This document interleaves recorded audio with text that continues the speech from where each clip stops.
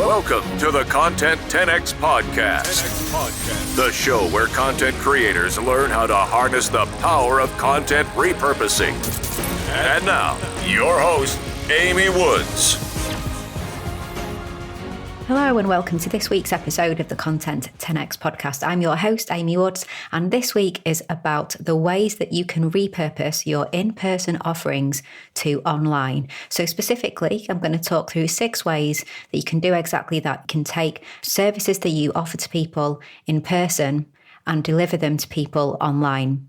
Now, at the time of recording this, if you are listening to it live on the week it's gone live, we're in the middle of the coronavirus COVID-19 pandemic at the moment. And so this is a really topical podcast episode because I'm really trying to help people who have businesses and are struggling at the moment to pivot their businesses in order to offer what they would have offered in person to people online. Now, if you're listening to this a little bit more in the future, then I'm hoping that the pandemic is over and that everything has restored a bit more back to normal. But this podcast episode is still going to be super useful because everything that I talk about is very much evergreen advice. Now, I'm really, very fortunate at Content 10X because we are an online business. Predominantly our services and our products that we offer to our clients are all digital products, and it's a digital content service that we provide to our clients.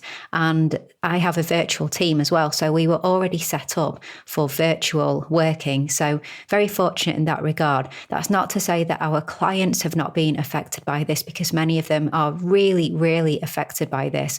And also, people that we work with, people that we support in different ways. So it's affecting lots of people in different ways. But the businesses with offline offerings in particular are really needing to pivot more so than ever and find new ways to monetize their products and their services and their content in this digital space. And I guess we're really lucky that we do live in the digital age where it is possible to look at what you currently do and work out how you can make use of digital and the online world to do something different and help your clients in different ways and keep your business going, keep your business generating revenue. Now, for some, this might come naturally, and for others, it might feel pretty alien. Not every business can pivot to digital, but you'd be surprised at how many are able to. We've seen cancelled events who are now running online summits.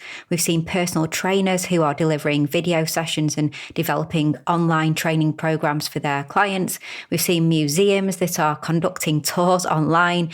These are trying times, but they are inevitably bringing out really creative solutions for many businesses. So if you want some inspiration for how you can repurpose your in-person offerings to online, then I've got 6 suggestions for you. Okay, so number 1, repurpose your workshops and presentations into a webinar. A webinar is a bit like a virtual classroom. It's a seminar on the web, hence the portmanteau. Wow, that's a posh word. I don't know where that came from. You can deliver webinars live or pre-record them and then stream them at a certain time. You can present to one or many people, either where everyone can see each other, where it's more of a smaller group. Often that's maybe, anything from a couple of people through to 20, even 30 people. Or you can present where it's just you and all the other attendees cannot see each other. And there's loads of other things that you can do with webinars, like people can engage and speak, or you can mute people and bring them in when you want them to contribute. Everyone can text chat with each other, which can get some great discussions going and make them very interactive. And it's a place where you can do things like share links in the chat, and you can record the whole thing as well, which I think is really great. So people who you would have wanted to attend or who paid to attend and couldn't make it, then they can get a copy of the recording too. And there are then repurposing opportunities for the webinar recording as well, of course. Now, obviously the features depend on what software you use to deliver your webinar, and there are plenty of different options. So if you want to host your webinar live, you can use webinar platforms like ClickMeeting, Zoom, EverWebinar, EasyWebinar, GoToWebinar. They all allow you to host your webinars and charge you for doing so on their platforms. Or Zoom's a little bit different. It's not a webinar platform, but it's a place that you can deliver webinars on. If you're going to pre-record your webinar and deliver the recording to people, you don't need to necessarily use webinar software. You could record your screen on something like Screencast for Mac, or you could use Camtasia for Windows, and you could create a video that way. And then you'll have a video file, and in order to deliver the webinar to people, you can upload it to YouTube and mark it as private or unlisted, or you can host on other video hosting sites like Wistia and Vimeo. So as you can see, this isn't an instant process if you've never hosted a webinar before, but you'll be pleased to hear that there really isn't a huge amount of legwork that needs to go into it. It can depend on how formal it is, who your audience are, as well as things like the software. You're going to think about things like maybe having a registration page, a confirmation page, setting up email confirmation, sending people reminders, things like that. And that'll all play into deciding what software you want to use. But when you choose any of the softwares, and they're all kind of very similar but have different unique features, then they all have, help functions and support and things like that. So you can work out how to deliver webinars, and they're not that tricky to work out. And in terms of repurposing content that you already have, if you are already out there, so perhaps you are a tutor or a workshop facilitator, a coach or consultant, and you go out and you are delivering what you would deliver in the webinar in person, then likely you have slides that you present to anyway. So the great thing is you can share your screen and you can repurpose, you can reuse the slides that you already created for your in-person presentations and deliver them over your webinar. Maybe you'll change them and tweak them up a little bit for the digital format, but you can start with what you've got and then just build it up from there. So really, webinars are just perfect for anyone who can't deliver their upcoming lesson, workshop, or even speech. So if you are a speaker, particularly if you deliver talks into corporate organisations and you've had your speeches, your presentations cancelled whilst events have been cancelled, it may be an opportunity to offer that organisation a webinar, and you can put this together and you can deliver a webinar to their employees, maybe with associated handouts and things like that you would have given when you did your speech. And corporate organisations would likely be very happy that at least you can be there and help people with a webinar as opposed to not at all. So that can be a really great offering. Now, I talk more about webinars in chapter 11 of my book. So if you don't have a copy of the book, then head to content10x.com/book and check out chapter 11, which is all about repurposing content for webinars and then repurposing your webinars as well. And also check out my podcast episode with Louise Brogan, which was called Repurposing Webinars. And that is episode 33. So content10x.com/33. Okay, so number 2, repurpose your content into an online course. There are easy to use platforms that will help you to build and sell an online course, so it doesn't have to sound too scary or too techy. You can turn your Word docs, PDFs, videos, worksheets, and entire presentations into an online course using these sites. So the simplest way to set up an online course is to host it on a site like Teachery, Teachable, Skillshare, Thinkific, Udemy. They are very easy to use, quick to set up, and have some really neat features. And they're really great because you don't need to set up a new website for your course. And a website can have the ability to host and deliver a course. And you'd have to set up the handling of payments, course materials, personal logins, student progress, that kind of thing. It's possible to do that. It just requires lots of different plugins, and it can be quite fiddly and quite techy. So if it's not something that you know how to do, you'll probably hire somebody or you'll spend a lot of time figuring it out. Now, I highly recommend Thinkific. I've been using that to build the Content 10x toolkit, and I just find it really great to use. We're going to be launching the Content 10x toolkit really soon, so you'll be able to see that. And I think you'll agree that it's just a really, really good platform. Now, a more expensive all-in-one solution is something like Kajabi. Kajabi allows you to build and host courses and memberships, and it's kind of like more an all-in-one solution. You've got your website, your hosting, your email service provider, payment platform, CRM. It's positioned as replacing lots of different separate softwares for all of those different solutions and being one single solution. Now, I would say a caveat, I've never used Kajabi myself personally. We've worked with clients who have used Kajabi. Some have had really good experiences and some not so good experiences. And in the not so good category, it wasn't necessarily that Kajabi failed them as such.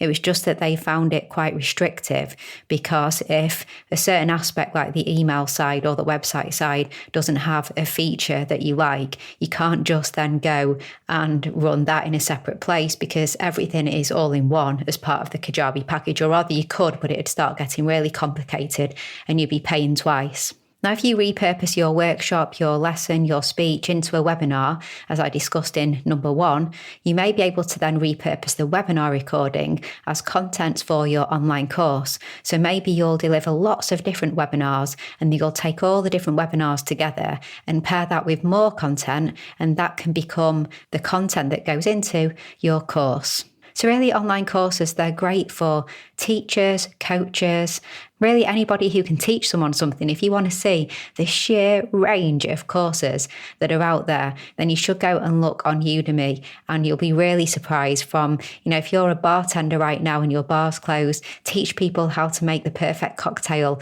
via a course. If you are a craftsperson, you teach people your craft, then teach them on a course. Teach people how to drum on a course. So it's not just business coaches and that kind of thing. There's so much that you can do with online courses.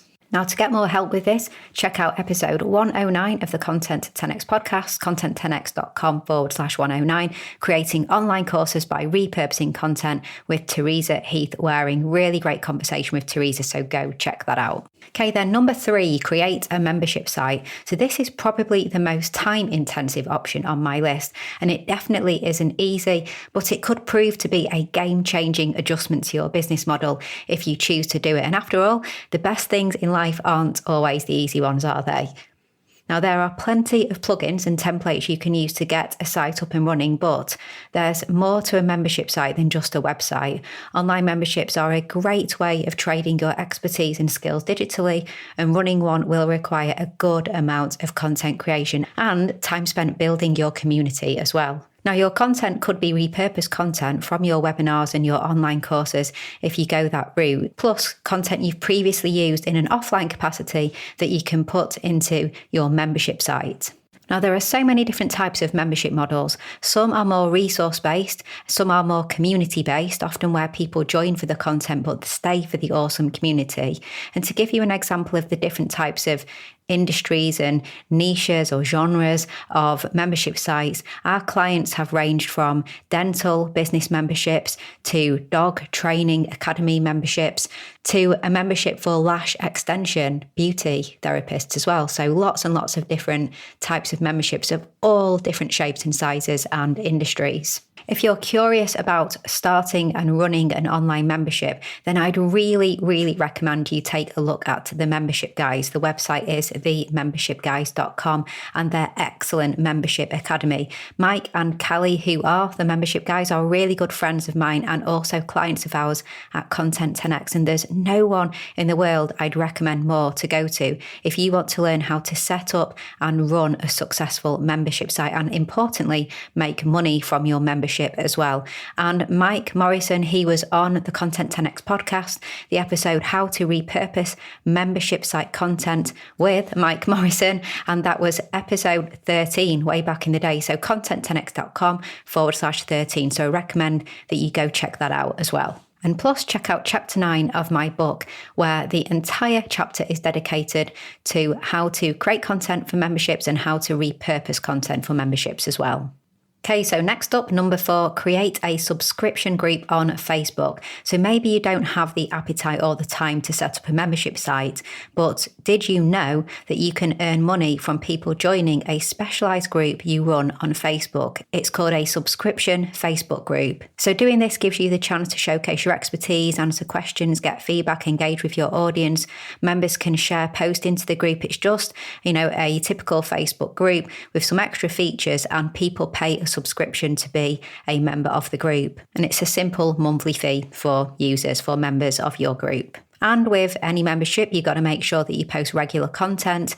People are paying, so you do have to make sure that you post that regular content and you keep people engaged.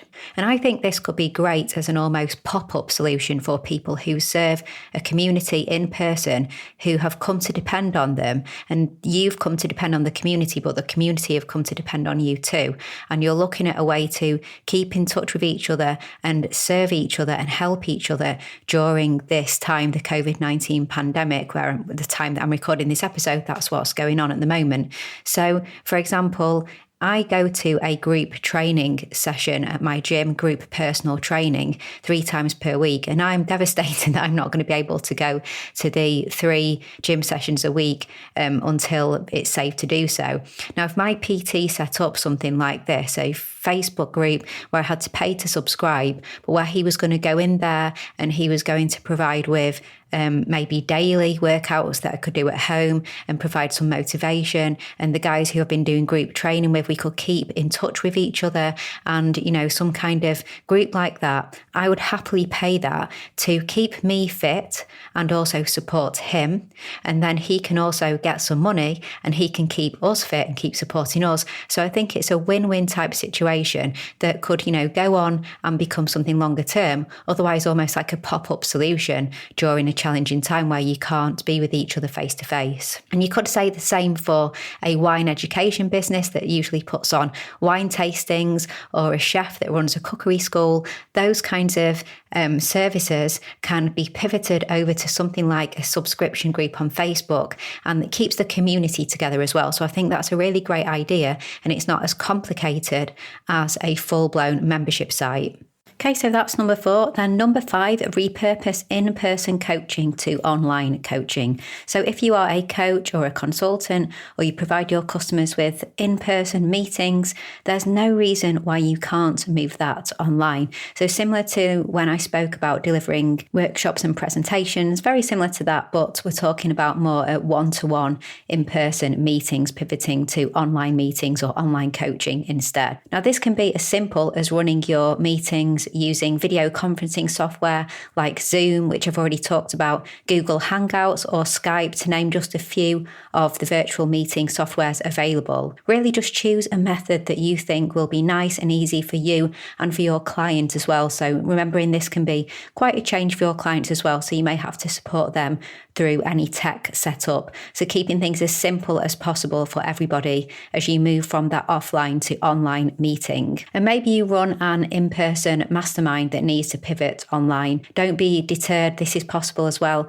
not just one-to-one, but small groups like the webinars. You can run your in-person mastermind on Zoom, absolutely no problem at all. I know that because I've taken part in masterminds that have been run on Zoom and ran really, really effectively. So make the most of that technology that's available. Video conferencing technology has really improved in recent years in particular. Get used to maybe delivering your sessions in a slightly different format and making sure that you come up with ways that people can still feel engaged and included, even though it is now a different type of format. It's online. So this is really great for mentors, business consultants and coaches, therapists, counselors, personal trainers.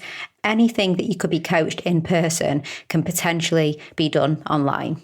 Okay, and then finally, number 6, last but certainly not least, is to monetize your content via Patreon. So have you heard of Patreon? It's a platform that makes it really easy for creators to get paid. So there are many ways that you can use Patreon, but by far the most common that I see is when a creator will ask their supporters to become a Patreon, whereby they will pay a monthly fee and in exchange they will get something extra. For example, you may be a podcaster, a YouTuber, a musician, and you ask your loyal fans to become a Patreon, and for that they will get exclusive access to an additional episode per week, or access to a private online coaching group, maybe a shout out and recognition in the content, or even a physical gift like a gift box or stickers. So you decide what is right for you and your audience, and you don't need to get carried away. Some people are such hardcore fans that they are happy to basically buy you a coffee via Patreon each month in support of the awesome work that you do. Now, admittedly, this is less of a repurposing tip and more of a monetization tip. But if you are thinking, what kind of content can I create that I can put into the world and then ask for Patreons, then ask for money, basically, then that's where repurposing may come in handy. If you are trying to bridge that online-offline gap, then ask yourself, how could you create online content on what you already know and you already deliver? So here's a great example. During the current COVID-19 pandemic, comedy clubs and and comedy nights are not running, obviously. So comedians are therefore quite badly hit by this. Many comedians have fans who love to see them live and can't wait for their next gig. Most likely their fans follow them online too. Now that could be just the right time to start a podcast or video for a comedian. Share your comedy and make people laugh in a different way. So not on the stage, but make people laugh through a podcast, and then shout out about it. Find something extra you can offer patrons of the show. And who knows, it could be a new trusty income for you to just get all those people who love you as an onstage comedian to listen to your podcast. And through this tricky time as well, if you can make them laugh on a weekly or whatever it is, a daily basis even, then maybe they will become a patron and they will pay you, and then everyone's a winner. This is perfect for podcasters, YouTubers, creatives, musicians, artists, and as I mentioned in the example, comedians as well. So there you have it. It's nowhere near an exhaustive list of the ways that you can pivot your offline offerings into online offerings, but hopefully it's a good starting point for you. And if you don't have an in-person offline business, then please do share this with someone you know who does, who may be struggling at this point in time. And maybe not everything here is relevant to them, but maybe something is, and it could really, really help them. And whether this is relevant to you or the person you share it with, I really hope that you have at least opened your eyes to the possibilities that are out there. And who knows, maybe helps with longer term changes and pivots to your business. So thank you so much for listening to this week's episode of the Content 10X podcast. If you haven't got a copy yet, then please do get a copy of my book, Content 10X, More Content, Less Time, Maximum Results. You can get it at content10x.com or of course on Amazon or Audible if you'd like the audiobook. If you're interested in our fully end-to-end content repurposing service, then don't hesitate to get in touch. It's for podcasters, video creators, and we also work with speakers as well. Just again, head to content10x.com. So all that's left to say is thank you so much for listening to this week's podcast episode. Follow me on social media. In the meantime, I'm at Content 10X on all the social media platforms, Instagram in particular, and I'll catch you in the next podcast episode.